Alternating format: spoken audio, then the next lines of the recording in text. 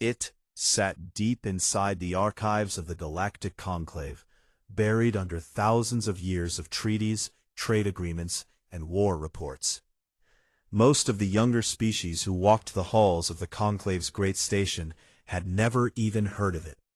The ones who had heard of it laughed it off as old superstition, the kind of thing ancient civilizations wrote down when they were scared and didn't fully understand the galaxy they were living in. The record was called the Unwritten Laws, and the oldest entry in it, the very first one, was short. It was only one line long. It had been placed there so long ago that the name of the species who wrote it had been lost to time. The line said, "Do not provoke the humans." That was it. No explanation, no story attached to it. Just the warning, sitting there, older than most of the civilizations currently arguing in the conclave chamber above it. The archivist who tended to those old records was a small, gray-skinned being named Vel. She was one of the Uldran, a species so old that most of the other races in the conclave treated them the way young children treat very old grandparents, with a mixture of respect and mild impatience. Vel had been maintaining these records for longer than some entire civilizations had existed. She knew every entry by heart. She knew which warnings had been tested and what had happened when they were. She had watched enough of history to understand that the oldest laws were old for a very good reason. On the day the Vethnar Dominion announced their claim to the 11 star systems in the outer Calith cluster, Vel closed the archive room quietly and sat alone for a long time. The Vethnar were a reptilian people. They were tall, sharp-featured, and had a way of looking at other species that made those species feel like they were being measured for something unpleasant. They had joined the conclave relatively recently, just over 2 centuries ago, and in that short time they had pushed and stretched and maneuvered their way into a seat on the High Council. They were smart, and they knew it, and they made sure everyone else knew it too. The 11 systems they were now claiming had been registered as Earth's sovereign territory for 30 years. The humans had placed survey stations there, mapped every planet, cataloged every mineral deposit, and filed all the correct paperwork with the conclave in proper order. There was no real dispute about who owned those systems. The maps were clear. Everything was clear. The Vethnar did not care about the maps. They had found something in those systems, a rare mineral called kerolite, which their scientists had recently discovered could be used to power a new generation of faster-than-light drives. The deposit was enormous, the kind of find that could shift the balance of power in the galaxy for the next 100 years. And the Vethnar, looking at those systems, and then looking at the humans sitting quietly on the other side of the conclave chamber, decided that the humans simply did not deserve what they had. Their official statement to the conclave used something called the Superior Development Clause, a dusty, rarely used piece of conclave law that technically allowed a more technologically advanced civilization to petition for access to resources being underused by a lesser civilization. The Vethnar's lawyers had stretched and twisted the clause far beyond anything it had ever been intended for. But it was there in the law books, and they used it. The conclave chamber was full when the announcement was made. Delegates from over 200 species filled the curved rows of seats that wrapped around the central speaking floor like the inside of a great shell. Most of them listened to the Vethnar statement with the careful, neutral expression that professional diplomats spend years learning to maintain. 2 groups did not maintain that expression. The humans sat very still, and the elder species, the Uldran, the Marathi, and 3 others whose names most of the younger delegates couldn't pronounce, quietly began gathering their things and moving toward the exits. A young conclave aide stopped one of the Uldran delegates near the door and asked where he was going. The old alien looked at the aide for a moment, then looked back at the chamber where the Vethnar representative was still speaking, and then looked at the aide again. "We have seen what comes after this," the delegate said, and then he left. Ambassador Laura Holt sat in the human delegation seats and did not move for the entire length of the Vethnar statement. She was a woman of average height, with short brown hair, and the kind of calm face that people sometimes mistook for friendliness until they looked at her eyes. Her eyes, at that moment, were watching Cyrex, the Vethnar's lead delegate, with the focused, unblinking attention of someone filing every detail away for later. When Cyrex finished speaking, she stood up and filed a formal protest in clear, measured language. She cited the 30-year registration. She cited the survey stations. She cited the filed documents. She cited the Conclave's own territorial protection agreements, 3 of them, all of which the humans had signed in good faith. The Conclave voted to defer the matter indefinitely, pending further review. That was the polite way of saying nothing would happen. Laura Holt thanked the chamber for its time, gathered her documents, and walked out. In the corridor outside, Colonel Aaron Briggs was waiting for her.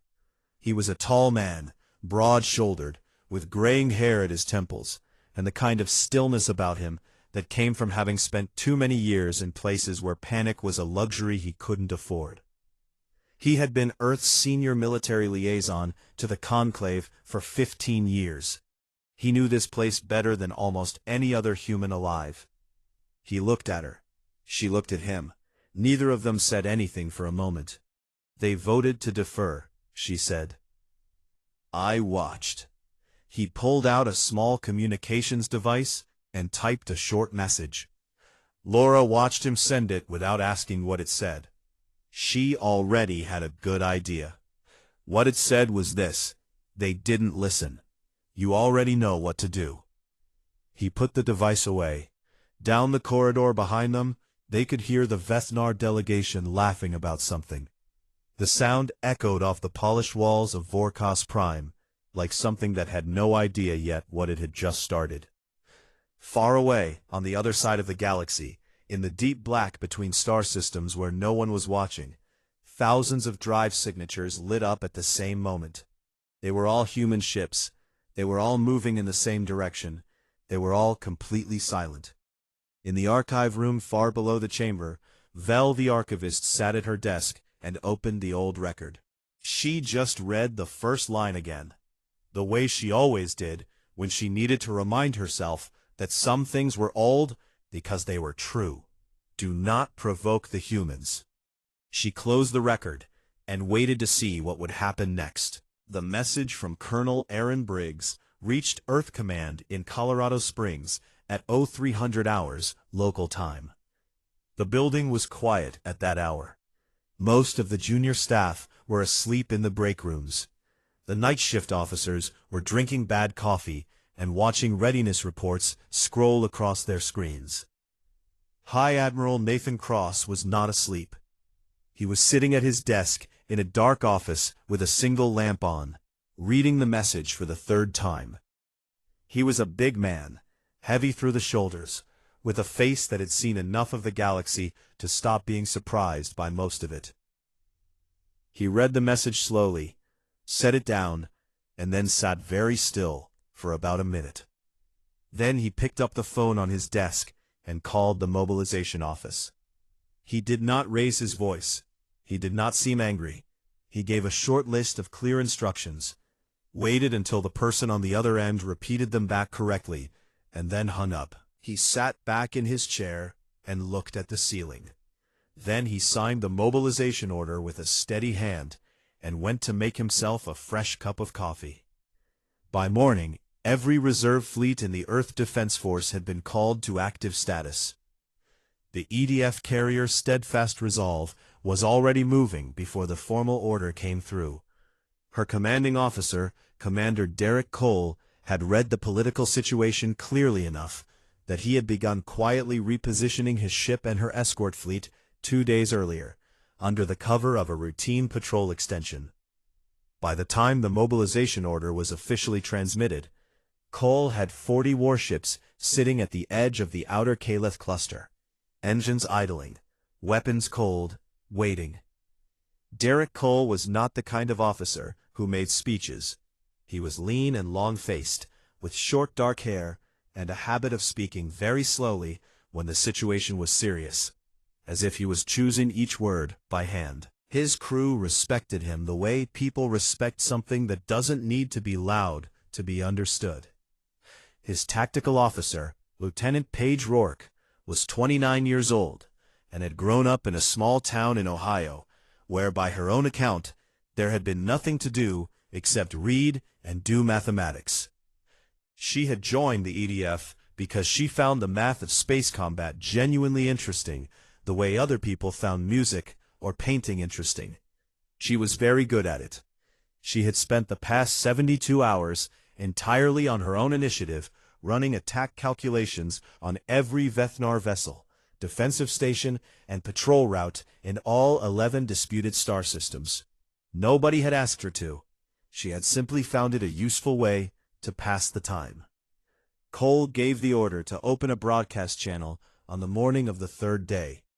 The message went out on an open frequency in clear Vethnar language. It said, "You have 72 hours to remove all military and mining personnel from the 11 systems of the outer Kaleth cluster.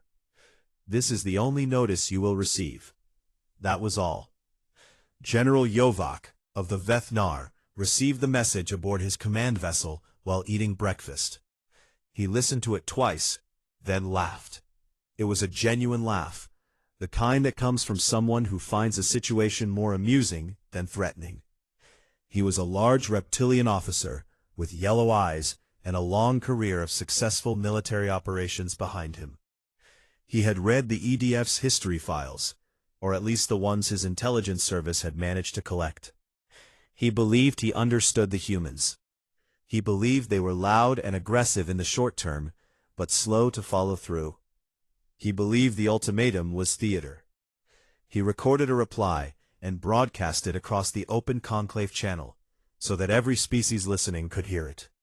He called the 72-hour ultimatum an insult dressed as a deadline. He said that humanity's 40 ships against his fortified position in 11 systems was not a threat, but a joke. He said the EDF was welcome to come and try. On Vorkas Prime, several elder conclave members who heard the broadcast immediately attempted to contact Yovak through private channels. The Marathi sent 3 separate messages. The Uldren sent 2. All of them said variations of the same thing. "Please, comply. You do not understand what you are doing." Yovak did not respond to any of them. The 72 hours passed. Not a single Vethnar ship moved. Aboard the Steadfast Resolve, Cole sat in the command chair and watched the countdown on the main screen reach 0. Then, he turned to Paige Rourke, who was sitting at her station with her calculations already loaded and her hands resting lightly on the controls. He said 2 words, "Begin it." What followed was not chaotic. It was not explosive. It was precise and organized and very, very thorough. The way a person who knows exactly what they are doing approaches a task they have already finished in their head. Rourke worked through her calculations like a list. Each element of the Vethnar defensive grid in the first 2 systems was engaged and removed in the order she had planned, with no wasted movement and no surprises. Yovak, watching the opening exchange from his command ship, felt the first small crack appear in his certainty. The humans were not fighting the way he had expected. Then his communications officer brought him a secondary report, and the crack became something larger. An unarmed human survey vessel had been parked in the 3rd system since before the occupation began. It was a civilian ship, small, carrying 6 researchers who had been cataloging mineral samples. It had been broadcasting a continuous civilian identification signal since the moment the Vethnar arrived. It had not moved. It had not armed itself. It had simply sat there, broadcasting, waiting for the situation to be resolved through the proper channels.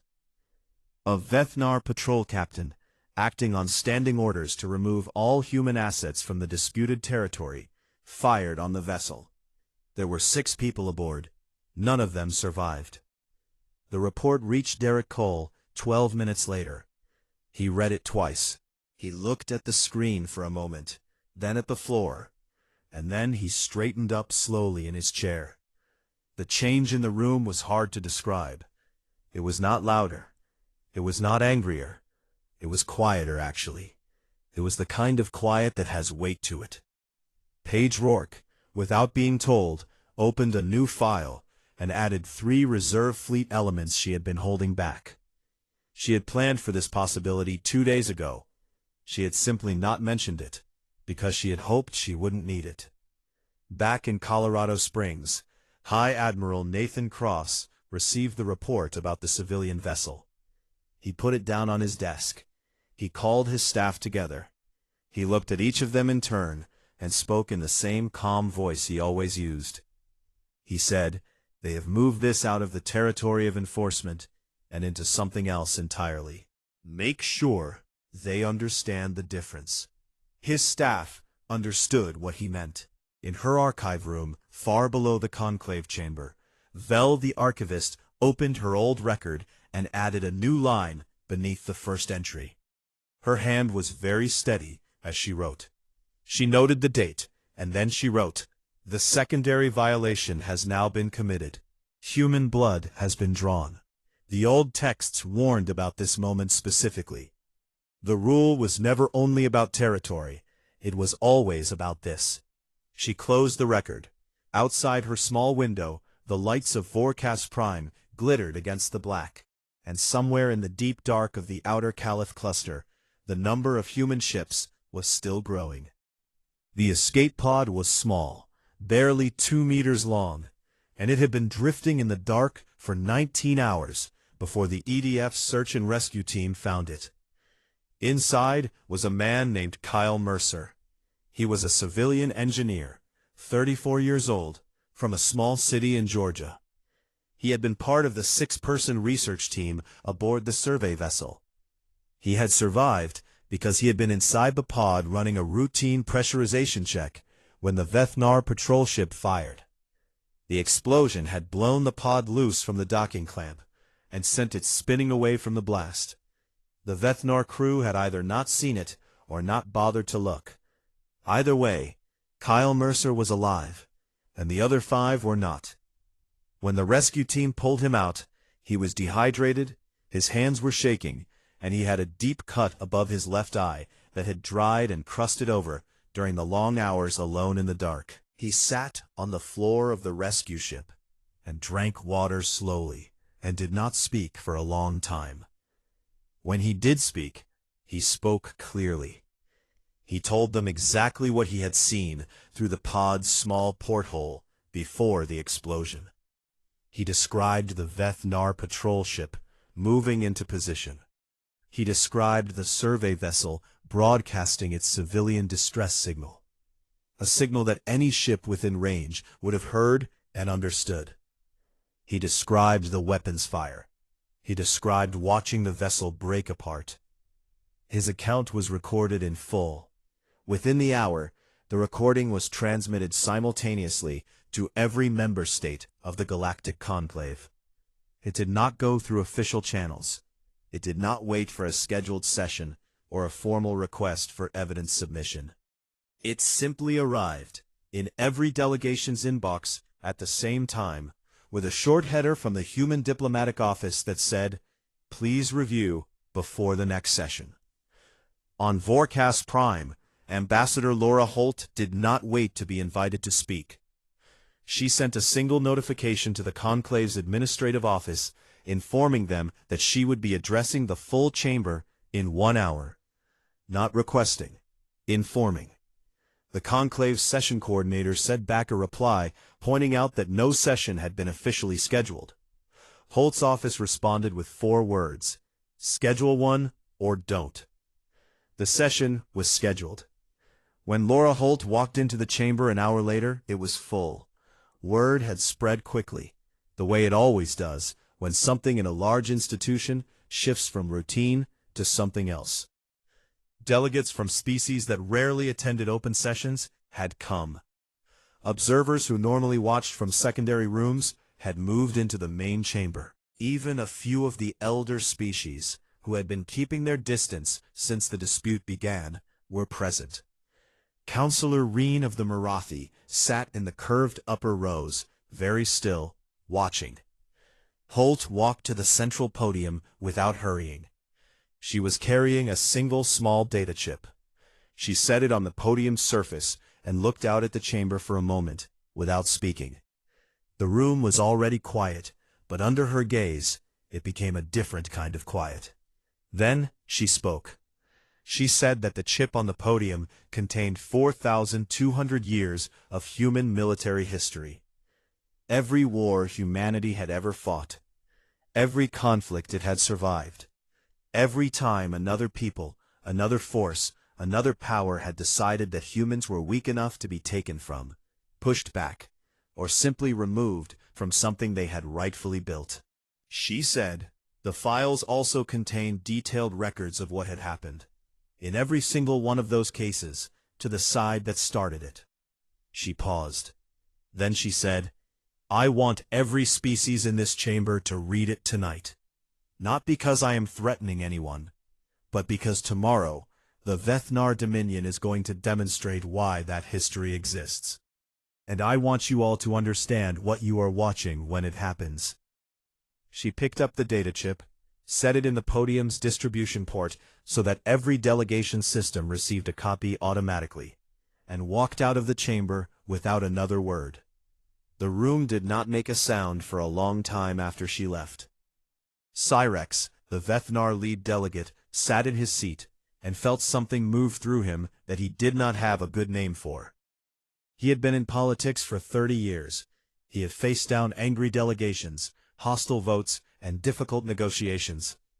But something about the way Holt had spoken, not with fury, not with desperation, but with the flat, simple certainty of someone stating a fact about the weather, sat in his chest like a stone he could not shift. He looked around the chamber, and noticed that several delegations were already opening the files. At the upper end of the chamber, Counselor Reen of the Marathi rose slowly from her seat and moved to the podium. She was ancient by any measurement. Her species was one of the oldest in the conclave, and she herself had been a senior diplomat for longer than most civilizations in the room had been spacefaring. She moved carefully, with the deliberate stillness of someone who had learned a long time ago that there was no need to rush. She stood at the podium and looked at the chamber the same way a person looks at something they have seen before and are not surprised to be seeing again. She said that her species had been in the galaxy for 60,000 years. She said that in that time, they had watched empires rise and collapse, species discover the stars and lose them again, and wars so large they reshaped the shape of known space. She said that among everything they had observed, humanity stood apart from every other species they had ever encountered, and not because humans were the strongest, or the fastest, or the most advanced. She said humans stood apart because of what they did with memory. She said that most species experienced war as a calculation, resources against resources, losses against gains. When the losses outweighed the gains, the calculation changed and the war ended. That was how most conflict in the galaxy worked. It was logical. It was predictable. It could be managed. She said humans were different. She said that for humans, war began as a calculation the same as anyone else. But if you crossed a certain line with them, if you made it personal, the calculation stopped. And when the calculation stopped, something else took its place that did not respond to logic or negotiation or appeals to reason. She said the Marathi had learned this lesson 300 years ago, not because a human had explained it to them, but because they had watched it happen to someone else, up close, and they had never forgotten what they saw. She did not say who that someone else was. The name had been removed from the Conclave's records a long time ago, at the request of every elder species present at the time. There was nothing left of them to request anything anymore. She stepped back from the podium and returned to her seat. The chamber stayed quiet for a long time after that. Delegates looked at each other. Some of them were already reading through the files Holt had distributed. Some of them were staring at the floor. Some of them were looking at the Vethnar delegation with expressions that were not easy to read, but were not friendly. Cyrex sat very still and said nothing. Far away, in the outer Kaleth cluster, new reports were arriving at Vethnar command. The 40 human ships that had begun the engagement were now 200. The number in the report had been confirmed 3 times before anyone believed it, and the number was still climbing. In the archive room below the chamber, Vel the archivist sat at her desk and read through the files that Holt had distributed. Even though she already knew most of what was in them, she read slowly and carefully, the way she always read things that mattered. When she finished, she sat back and looked at the ceiling. She had known this was coming since the day the Vethnar made their announcement. She had known it the way you know a storm is coming, when the air changes, and the animals go quiet, and the sky turns a color it has no business being. She had sat with that knowledge for weeks, hoping she was wrong, knowing she wasn't. She opened her record one more time and wrote a single short line. It said, "They were warned. They were warned a very long time ago." Then she closed the record and listened to the silence of the station around her, and waited for what was coming next. That was the word his intelligence files used when describing human military engagements: aggressive, forward-charging, emotionally driven. The files described humanity's fighting style as loud and blunt, like a hammer swung hard and fast, relying on force rather than thinking. He had built his defensive positions across the 11 systems, expecting exactly that. Fortified choke points, heavy guns aimed at the most obvious approach corridors, patrol ships stationed at the routes a charging enemy would most likely use. He had been very thorough about it. None of it mattered. The humans did not charge. They did not come in loud or fast or emotionally driven. They came in quietly, from angles his defensive grid had not been designed to cover, and they worked through his positions the way a person works through a long list of tasks, one at a time, carefully, without rushing, without wasting anything. Commander Derek Cole sat in the command chair of the Steadfast Resolve and said very little. He didn't need to say much. Lieutenant Paige Rourke was running the engagement from her station with the calm focus of someone who had already lived through this moment 100 times in her head. Her calculations were clean and exact. She knew where every Vethnar ship was, where it would try to move when pressured, and what would happen when it got there. She had worked all of this out days before the first shot was fired. The first system was cleared in 4 hours. The second took 3. Yovac watched the reports come in and felt the ground shifting under him in a way he had never experienced before. He ordered a counteroffensive into the third system, pushing its fastest patrol ships forward in a tight formation to cut off what he thought was an exposed flank in the human line. Rourke had predicted this move on the first day of planning, and had left that flank deliberately thin. When the Vethnar ships moved into it, 3 EDF destroyers that had been sitting dark and cold behind a small asteroid cluster powered up and were waiting for them. The counteroffensive lasted 11 minutes. Yovac ordered a second push, this time pulling ships from the 7th system to reinforce the 4th. Rourke had predicted this too. She had noted in her planning files that any competent commander facing pressure on multiple fronts would strip the quieter systems to defend the active ones. The moment the 7th system's defense thinned, a second EDF force that had been idling at the system's outer edge moved in. The 7th system fell before the reinforcements Yovac had pulled from it even reached the 4th. He sat in his command chair and stared at the tactical display and tried to find the pattern he was missing. There had to be a pattern. There had to be a weakness in what the humans were doing, some place where the logic broke down, some point where they had overextended or miscalculated. He looked for it for a long time.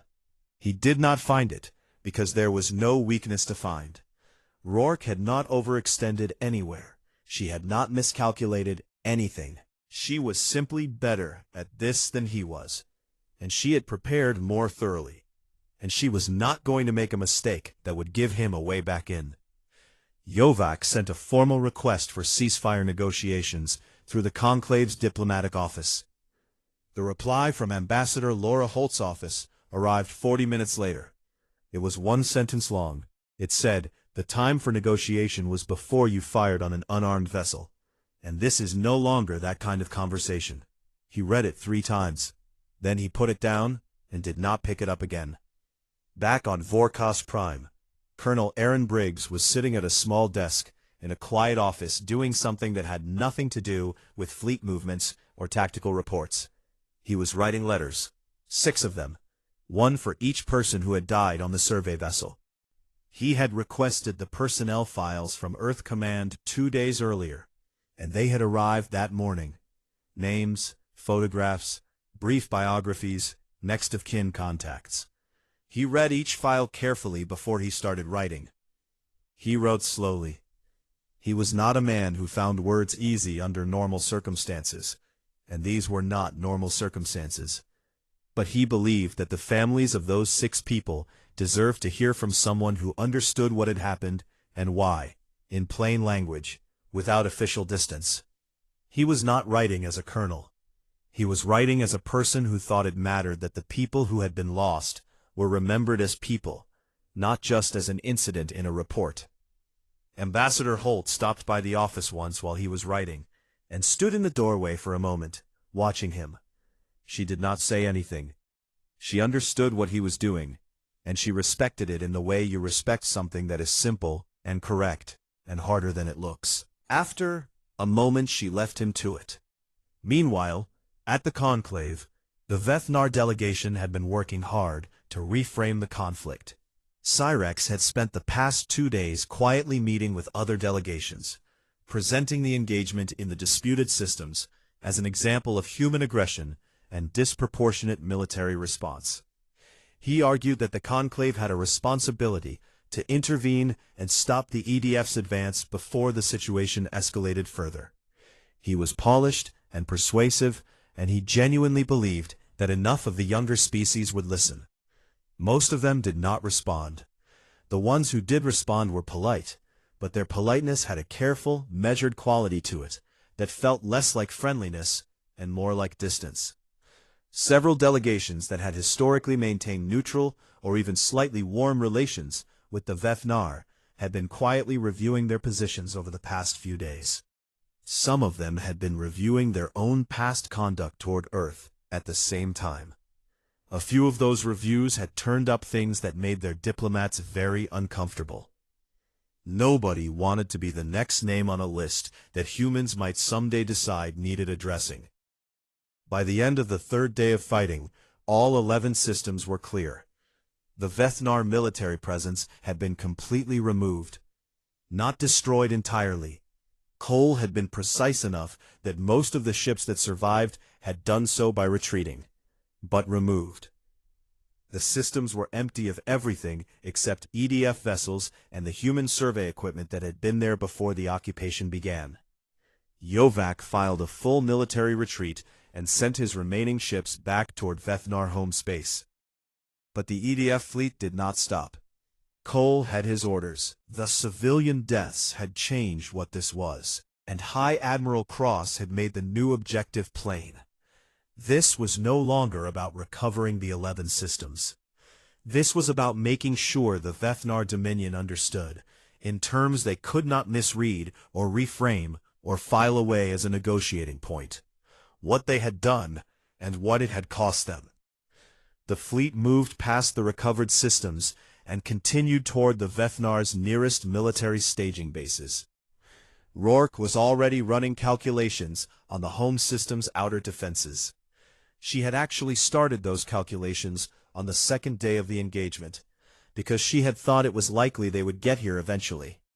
She had a folder on her system labeled simply Next. It had been ready for some time. Cole did not ask her how long she had been preparing it. He already knew the answer would be something that made him both proud and slightly unsettled. He simply told her to open it.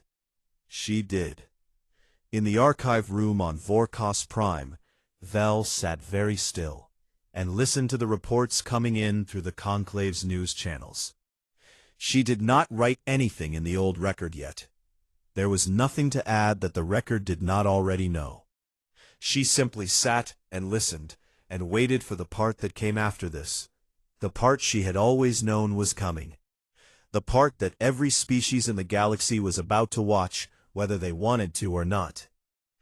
Outside her window, the station was quieter than usual. Even the youngest delegates, the ones who had laughed at the old warnings and rolled their eyes at the elder species' caution, had stopped laughing.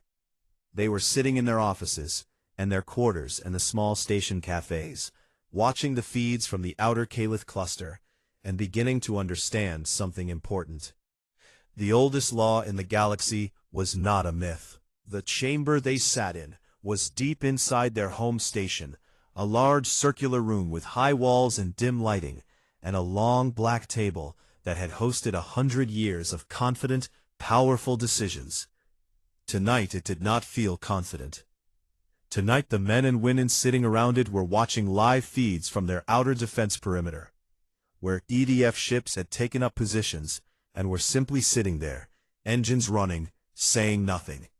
Not attacking, not retreating, just waiting, the way something waits when it already knows how the next part of the story ends and is giving you one last chance to understand it yourself.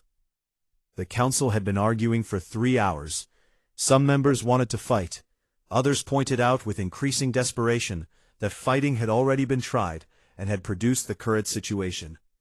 The military advisors sat at the far end of the table and said very little, because there was very little useful to say. Their reports were clear. The EDF fleet outside was larger than anything the Dominion could match. It was better positioned than anything the Dominion could shift in time, and its commander had not made a single error in the entire engagement. Eventually, just before dawn, the council stopped arguing and made the only decision that was still available to them. They requested a formal audience with Ambassador Laura Holt. She arrived at the Conclave's main diplomatic chamber the following morning, looking exactly the same as she always looked. Neat, calm, unhurried, carrying nothing except a small notebook and a pen. She sat down across from the Vethnar Council's lead negotiator, a thin, older diplomat named Counselor Preth, who had been pulled out of retirement for this meeting, because the regular negotiators had all, quietly and separately, declined the assignment. Preth laid out the Vethnar's offer carefully. They would return all 11 star systems to Earth's full sovereign control immediately. They would pay financial reparations for the destruction of the survey vessel. They would submit all future territorial claims to conclave arbitration before acting on them. They were prepared to sign all of this in writing before the end of the day. Holt listened to all of it without interrupting. She sat with her notebook open on the table in front of her and wrote a few short notes while he spoke. When he finished, she looked at her notes for a moment. Then she looked at him. She said that the offer was a reasonable starting point and that she was prepared to accept all of it. Then she added 4 more conditions of her own. First, the Vethnar Dominion would submit a formal public acknowledgement of the civilian deaths, entered permanently and without alteration into the Conclave's official historical record.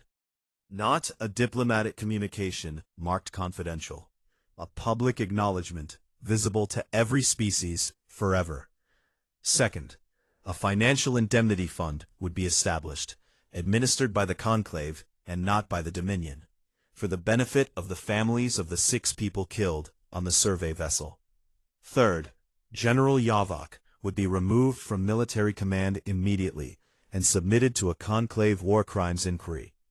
Holt placed a copy of Kyle Mercer's recorded testimony on the table as she said this, and did not move it. Fourth, the Vethnar Dominion would permanently reduce its military forces within 20 light-years of any Earth-affiliated territory, to levels specified in a separate annex that her office had already prepared. Preth looked at the list. He was quiet for a moment. Then he said, carefully, that the council would find some of these conditions difficult to accept, and that perhaps there was room to discuss adjustments to the more demanding terms. Holt picked up her pen and wrote something in her notebook. She turned it around and slid it across the table so he could read it. It said, "Fifth condition, full conclave review of all Vethnar territorial holdings in the Outer Rim, going back 40 years. Preth stared at it.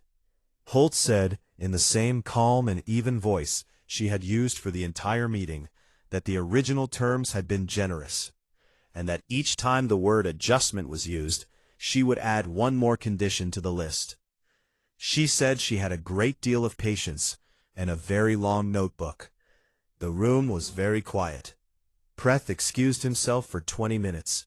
When he came back, he sat down and said that the council accepted all 4 conditions without adjustment.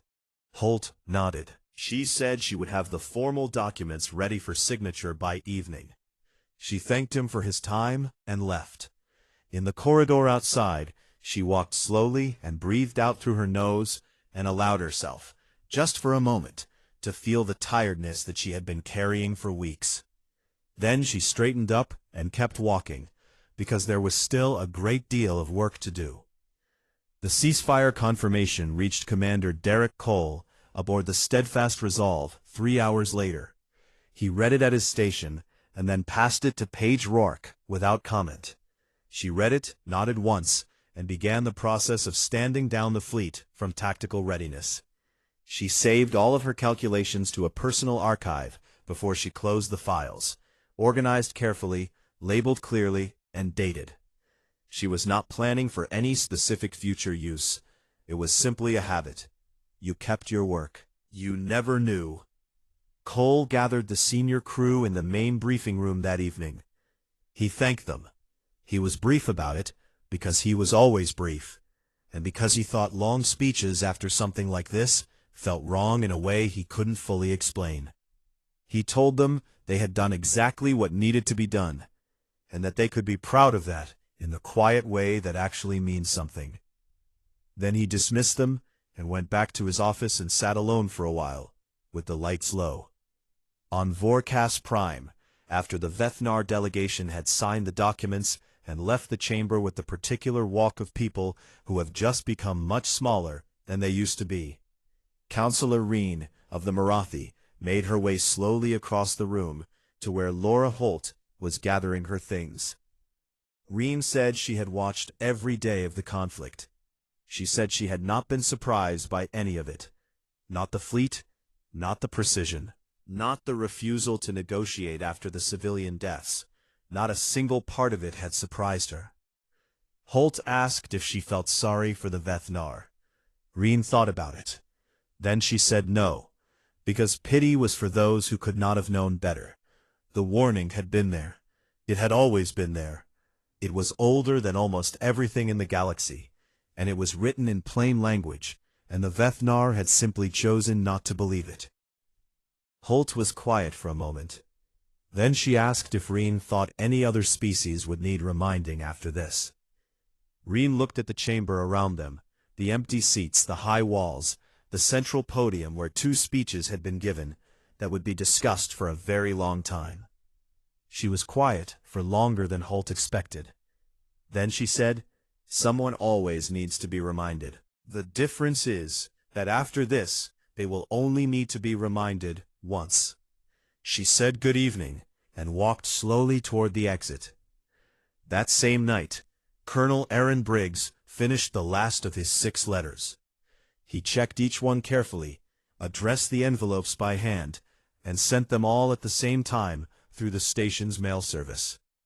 Then he turned off his desk lamp and sat in the dark office for a long while, not thinking about anything in particular, just sitting. Below the chamber, Vel the archivist opened the old record for the last time that night. She turned to the oldest entry, the one line that had sat at the beginning of everything for longer than most civilizations had existed, and she added a final annotation beneath it.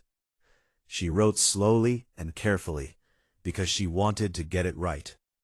She wrote, Cycle 4871, now closed. 11 systems recovered. 6 lives lost, and entered into the permanent record as they deserved. The human fleet stood down without ceremony and went home.